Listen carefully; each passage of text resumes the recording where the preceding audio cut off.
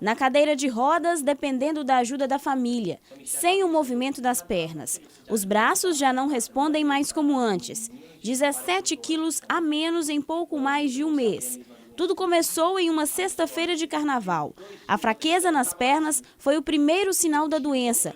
Desde então, a saúde de Fábio só foi piorando. Teve um dia que eu comecei a cair com a perna direita, só que eu já não sentia a perna esquerda também. Aí eu fui para a UPA, chegaram lá, os médicos falaram que era uma distensão muscular.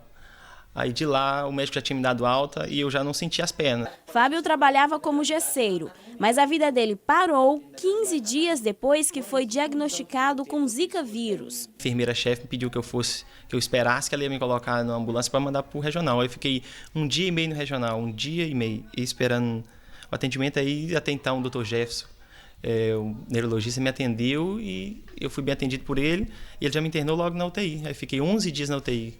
Aí foi detectada essa síndrome em mim. E eu passei 11 dias depois, combater a síndrome, só que já tinha feito um estrago maior, que é reversível, né? Mas não deixa de não ser um estrago, não ser de uma doença que começa paralisando os músculos inferiores e sobe e pode paralisar até o diafragma. 4 a cada 100 mil pessoas desenvolvem a síndrome de Guillain-Barré. A doença, na maioria das vezes, é difícil de ser diagnosticada no estágio inicial. Os sintomas são semelhantes a outras desordens neurológicas e variam de pessoa para pessoa. O problema é que, se esse diagnóstico for tardio demais, os danos podem ser irreversíveis. Normalmente, a doença de Guillain-Barré é reversível. Ela é potencialmente letal porque ela vai paralisando os músculos, inclusive os músculos de respiração. A morte acontece por uma insuficiência respiratória. Mas é uma doença monofásica, ou seja, ela piora o máximo que ela pode e depois ela começa a melhorar. Não tem recaída. A doença piora e depois começa a melhorar. Essa recuperação é variável de pessoas, de indivíduos para indivíduos, de acordo com o grau de acometimento também da doença. Quanto mais grave for a doença chegar, quanto mais grave for o grau de acometimento, pior em termos de recuperação. Mais lento vai ser a recuperação dessa pessoa. O neurologista explica sobre a origem e a ligação do Zika vírus com a síndrome. Curiosamente, o Zika vírus tem um antígeno muito parecido com essa bainha de mielina, que quando o organismo produz anticorpos para combater o Zika vírus, esses anticorpos agridem também a nossa bainha de mielina, levando a síndrome de Guillain-Barré.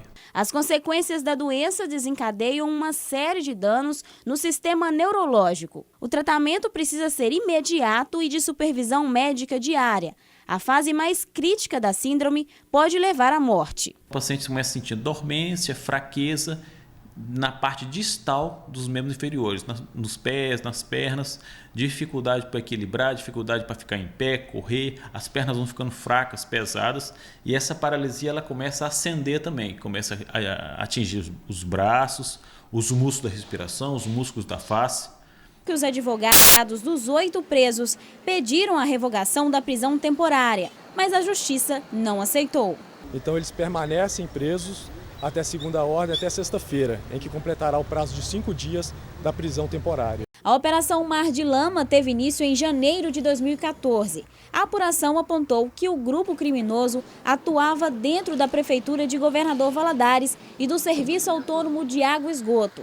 Segundo a polícia, esse grupo fraudou 11 contratos, que somam mais de 1 bilhão e 500 milhões de reais. A Prefeitura de Governador Valadares divulgou uma nota refutando a informação passada pela Polícia Federal de que 1,5 bilhão de reais teriam sido desviados. Segundo o município, entre os contratos que estão sendo investigados, há alguns que ainda nem foram concluídos. E cita o maior deles em valor, referente à implantação do aterro sanitário, que é de 1 bilhão e 400 milhões de reais. De acordo com a Prefeitura, seria impossível qualquer valor ser desviado desse contrato, porque não houve a execução do serviço e não houve a liberação de nenhum centavo sequer. Na entrevista dessa terça-feira, o procurador